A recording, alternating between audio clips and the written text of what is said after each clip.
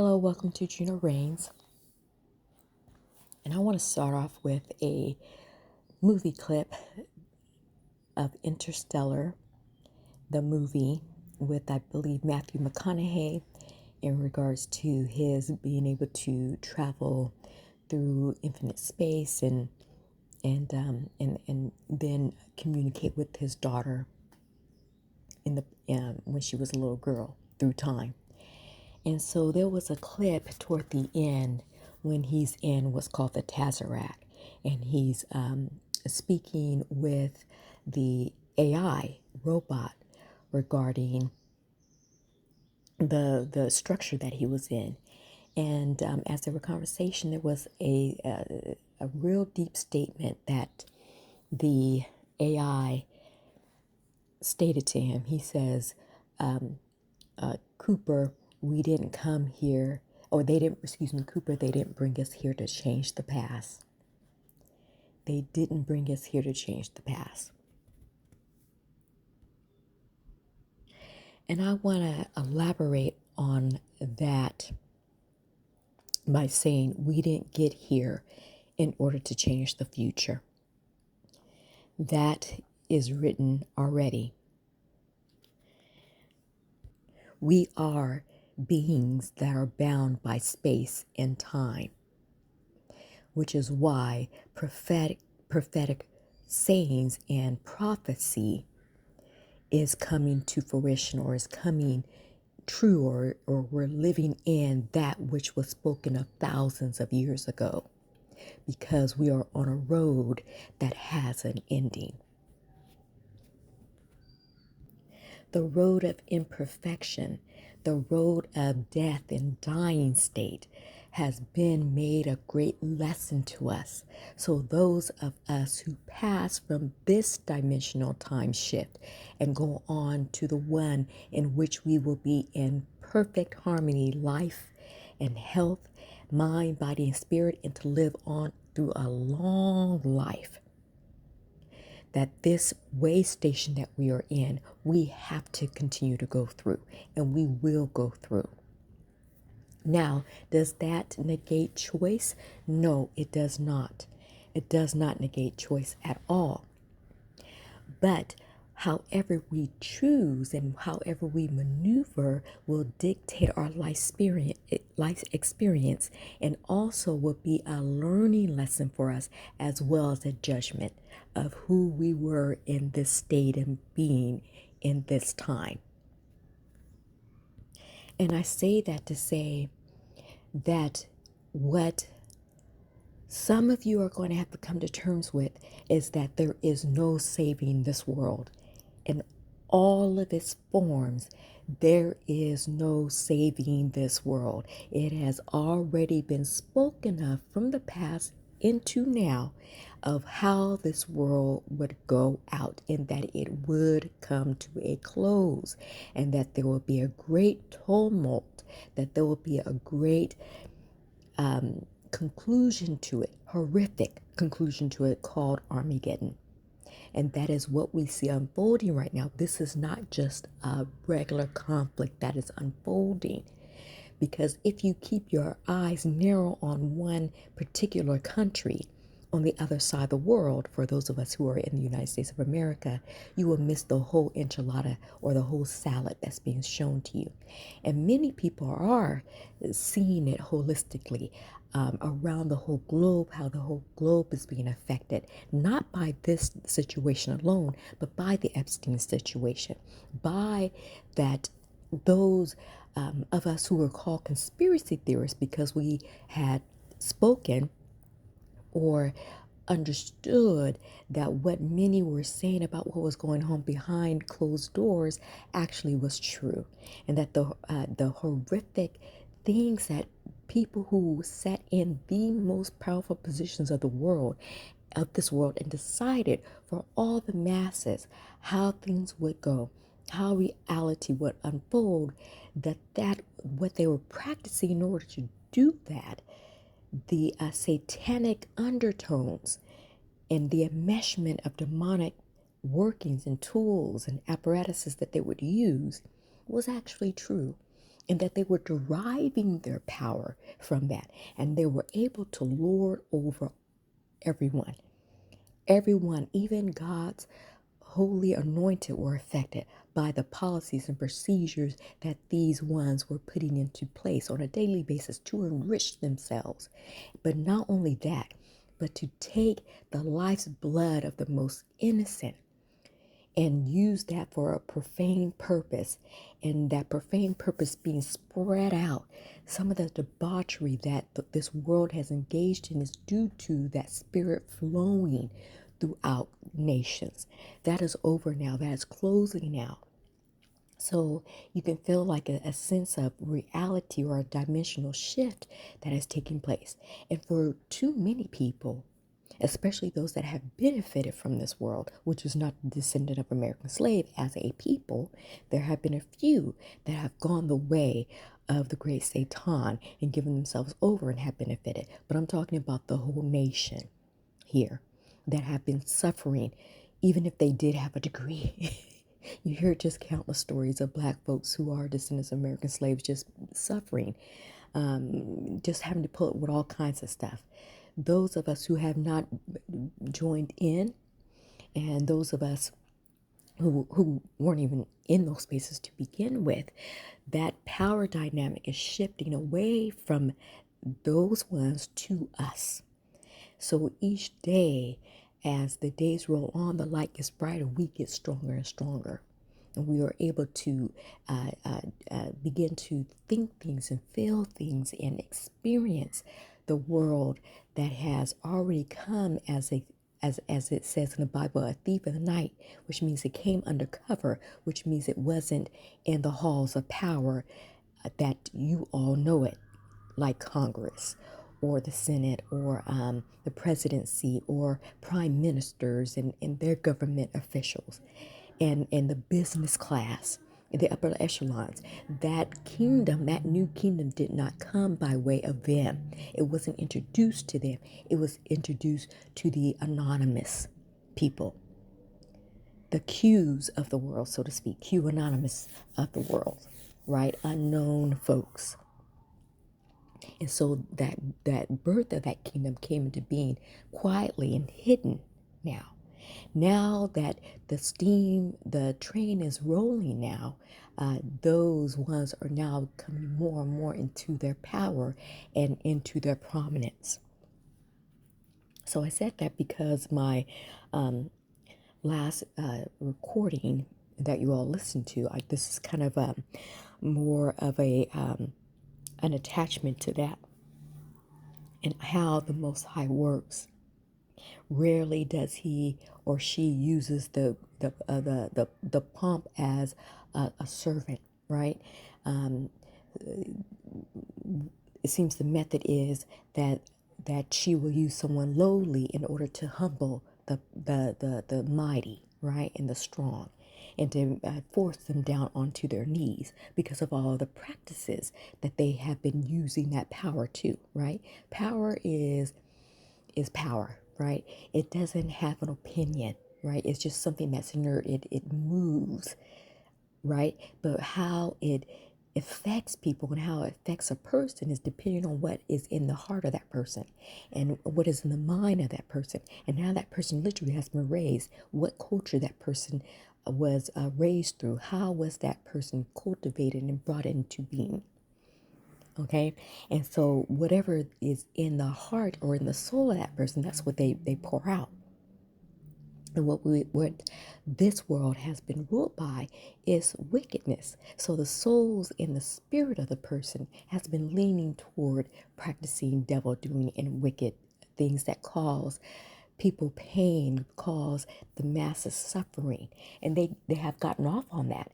I mean, if the Epstein files has told us anything, is that they have literally got their cookies going, right? They've felt some type of euphoria from the acts that they committed that we see in these files. And again, Epstein's not the only one. Know that I truly believe, as one commentator has said, that there's an Epstein in every city, especially in America. And I would say probably around the world. And probably there's not a country that hasn't been touched by that type of practice. So that is crumbling, and you can see that the powers that shouldn't be are they have their in their in deciding that they are not going to help America, and America, the government is literally begging them basically to come in and help us so that we can open up this little, I guess, this Hormuz or Straits of Hormuz, or that little area where tankers go through. The very fact that they're basically begging, and these people are like, no, it's not because they're good of heart, it's because they know that they don't have the power anymore. So it's a loss. They realize it's a lost cause. Even if they were to get involved, then they would be affected adversely, not positively. There is no winning here. That's what they know.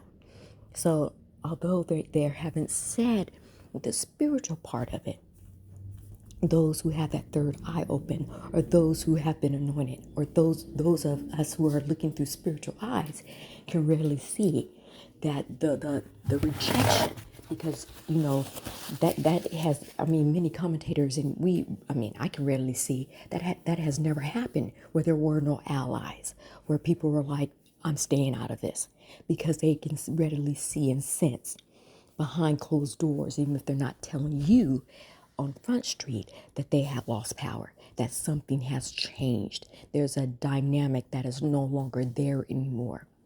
And so those, again, because even in those spaces and in those different governments and whatever groups and congregations that power flowed through at the top, there was always people around them, around the core of the elites, you see, that maybe a few of them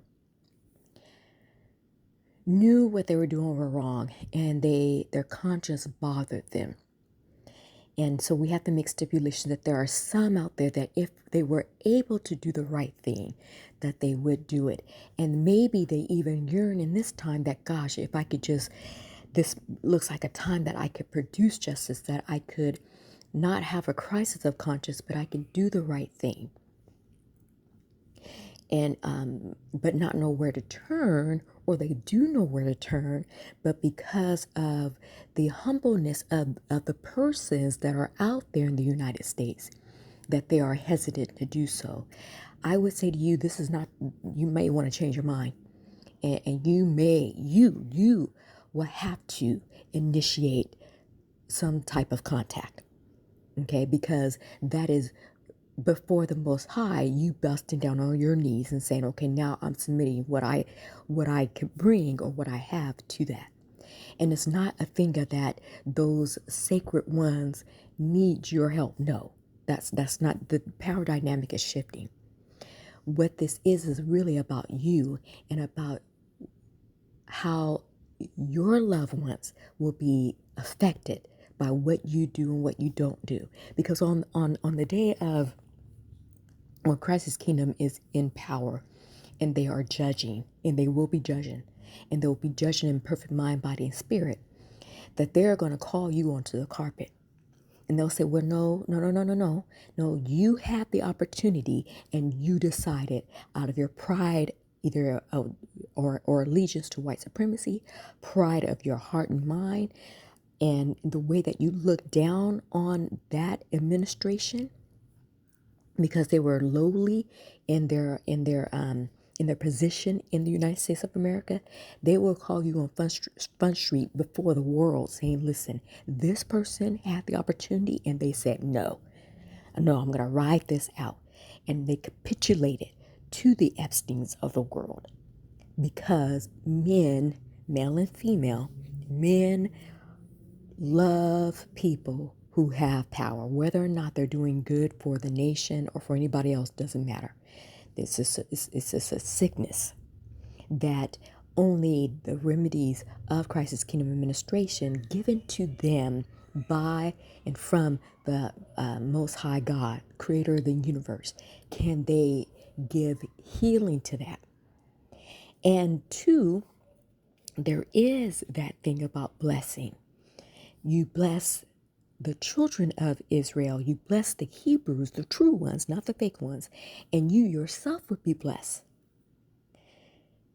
That comes with you blessing the children of the slaves, the descendants of American slaves. And it's not enough for you to get up on television and say whatever you're saying. That's not enough. No, no, no, no, no. We all know that y'all have a lot more power than that, or you have a lot more tools, actually. You have a lot more know-how than that. Many of y'all want to just get up on the net, or you want to get up on TV and you want to tell certain truths. You know nothing about what you've been doing, but certain truths, and you want to think that that's enough. That's not enough. And that will not be enough, because you will be called onto the carpet that no, you had a lot more that you could have done, but you refused to because you kind of want to hang on to that white supremacy. You want to hang on to this world. You want to see if you can still get something out of it. But see, the example is how President Donald Trump serviced the state of Israel. How this one man, Prime Minister Benjamin Netanyahu, how he was able to speak with different men. Many of them, of the ones I'm talking to right now, have spoken to him yourself, or you have spoken to someone who has spoken to him, but you're not that far away from moving around in those parts of power. You may have even spoken to some of the representatives of the president's government and have their ear, you see. So many of you want to continue that. You really don't want to give it up. And you want to wait till the last minute. But you know, personally, I think that is cut off. But the Most High is putting this in my spirit right now to kind of say this. To just still say it. So I'm going to say it again. That there still may be a little bit of window open. Maybe. But at some point, the Most High is going to cut it off. And you can't come running then saying, okay, now I'm ready to, help. Now I'm ready to allow myself to be used in the proper manner to help the true Hebrew Israelites and to bless them. It's going to be too late at that point. Okay. And some of y'all you are really baiting the Most High. Well, you do it. If you want to set them free, then you do it. And the Most High can do it. The Most High can do it, but I believe there's a scripture in the Bible that spoke to that kind of spirit. When the Most High, when I think I forget the prophet or the king that basically said, well, why don't you do it? And the Most High said, okay, yeah, I will do it, but the kingdom will be taken from you and give it to this person. And then the Most High gave it to a most lowly person and threw all that power to that person and removed the prominent prophet and king out of the way. The glory went to the unnamed individual. But the spotlight was that for all time, you had the opportunity and you said no. You said no. And so, anyway, the Most High just put that on my spirit to say to whomever who needs to hear this, or whoever those people are that need to hear this, that you've gotten enough evidence. You have more evidence than what the people of the world have. You have more insight. You have insight in the way of, the back end of what has been going on. You know the things that not even the masses of people who are, and many commentators that are out there are very intelligent. They have an investigative mind. They have brought out a lot of truths, but there are things that some out here know, that they have seen, whether or not they have retired from it, whether or not they have no longer are actively participants, but they are still getting reports, or they're still getting information. And of course, they have lived in that sphere, and they know what they know. And the Most High has given them that insight. You know what you know what needs to be done, but you just will not do it. And so that's part of why Armageddon is going to be so horrific, because a lot of these ones have held their tongue, and they have held their cachet, so to speak, and they have refused. They're refusing. They want to see a big boom come from the sky. They want to see angels. But at that point, the opportunity to go run and then participate will be over. You will be prevented from doing that. So that's what the Most High is putting on me right now. Take of it what you will, but it only proves that we are still headed down one direction, and we have not turned left and we have not turned right. And these white folks, in whatever country they live in, cannot avert the destiny that they have made for themselves. And that is total dissolution of the world that they have built through pain and through bloodletting and through unaliving people in the most horrific and profane ways. No one gets away with the bad things that they do. We all got to come to it. And it has been prophesied. It's not like we don't know. We've been told in many kinds of books about what would happen. And now that it's unfolding, we can't cry tears now. We just got to accept that what it is. And those who are wise of this day, descendants of American slaves, we have been totally unarmed through, I guess, literal weapons, right? But not through the spiritual ones. The spirit and the power, the motivating force, and all that means beyond the motivation that has been given to the children of Israel, and especially those who will make up Christ's kingdom administration, who have been anointed for this very moment, the transition. But yeah, even though the many countries are not joining in with America at this point in time, with what is going on in the Middle East, it doesn't absolve them for what they have done.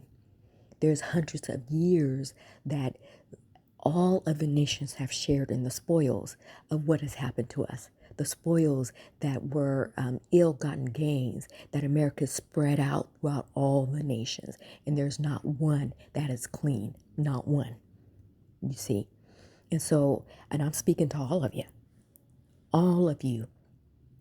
So those of you who are actively in that world or not anymore, and it's not all of you at all, there's going to be certain ones that know that, okay, there is another part that has been given. We've been given some insight. We've been given some keys to that part. But it would mean that we would have to go and bow down to the children, the true children of Hebrew Israelites. And because the great Satan has dirtied up our name and has dirtied up and confused the world about who we really are, even though the world's taken everything from us, but they've gotten it for free. And now no one wants to pay for it. No one wants to pay the price, the proper price for what we have now.